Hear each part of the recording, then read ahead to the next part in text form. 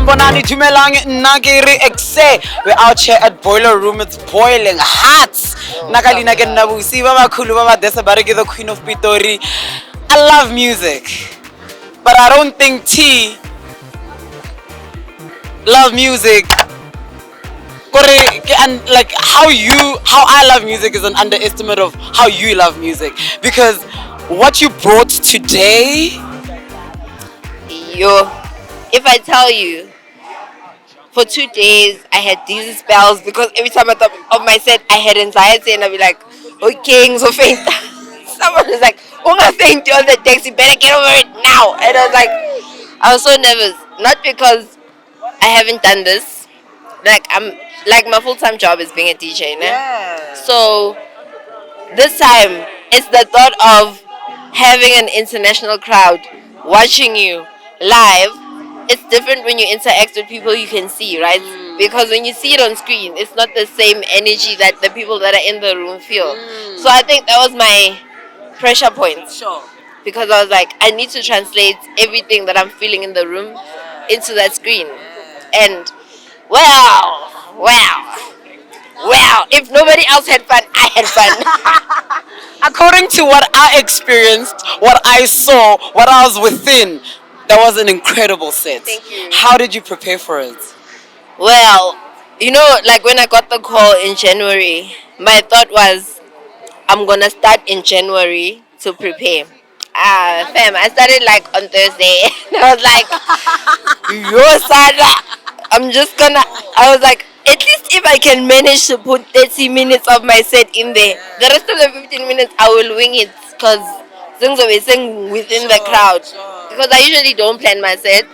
I always have a song in mind that I'm going to start with because when I get the brief of what I need to play, my head is like, okay, this crowd, okay, I'm going to start with this song and then take it from there. So yeah, I literally had to be sure. And I was like, you know what, I know international music is popping, but I need to put us also on this map and also understand that like we work with all this international stuff. And I think my set was that proof. We would see local South African music is kick-ass, guys, no matter what they say. That's that on that. We are who we think we are. That's very true. That's very true. But at the end of the day, you are actually booked and busy. You know what I mean? You are booked and busy. This is not something new to you, you know? No. But the rate at which it's going, like, where is it going? Where do you want to go? Like, where are you heading, Vel? I can tell you one thing. In July, I'm gonna be in Amsterdam. So yeah, that's where I'm headed. I was like, if this year does not give me, I've been a DJ for 15 years. It's really long, and I was like, okay, I noticed the pattern here. It's like you have to be somewhat an influencer to be big, but I'm not an influencer. I love what I do, and I was like, you know what? I'm gonna get by with my passion. One day, my passion is gonna speak for itself, and I'm gonna get to those places that people look for numbers for. And with my numbers, with my 3,500 followers on Instagram, go right, so yeah, Amsterdam. So that's what I look forward to doing, like sharing this passion elsewhere, because I'm an open format DJ, but my drive is always to push like local music, and local for me is like Africa.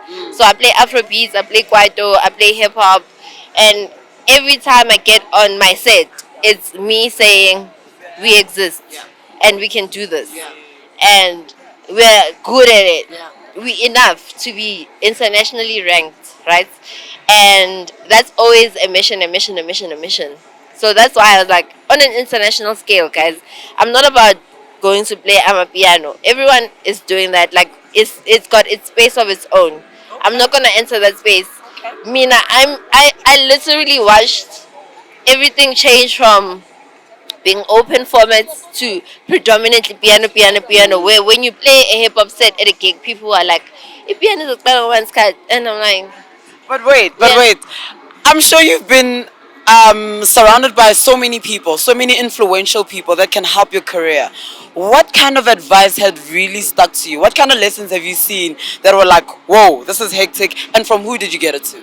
A friend of mine actually, he used to be a DJ. Now he's just like a graphic designer. He stopped, but the one thing was this gig I was playing in particular, and I was nervous because it was like a big gig at the time. He walked up to me on stage, and I said to him, "But they said they'll give me another slot." And he said, "I don't care, damn. If you're gonna play twice or three times or four times, you're as good as your last gig. What if this is the only slot you're gonna get today? So you better play like it's your last one." So ever since that day, the one thing I take away in every set is you're as good as your last gig. You're as good as your last gig. That's literally what rings in my head. You're as good as your last gig. Because you only have one chance. First impressions last the longest. So So you're on your way to Amsterdam. I don't know if you're gonna go to the coffee shops there, but after that, what's the plan, man? What are you looking forward to? I mean, I look forward to like a productive year in general. I wanted to drop an EP. I do have a single out. Like I dropped it in 2017, No Stilo. But after that, I realized I can't really focus on production because it needs time, and I don't have it, or I don't have the drive to like kind of see things through. Yeah, so I was like, okay, 2023 EP, but I'm feeling like I need to still lay a few foundations before I get there. I'm not in a rush. So that one song on iTunes and Spotify and everywhere else, Ipainting No Stilo Magolite, is the only song I have out there. And make sure to look for it. Kitty and I think the Do Love, my darling. We love the music. We're loving what you're doing. Thank you so much for joining Thank you for us. having me. And of course, Teedo Love coming through. Nakalina Nabusi. Baba Kulu, Baba Desa, Barake, the Queen of Pitori, Boiler. We out it.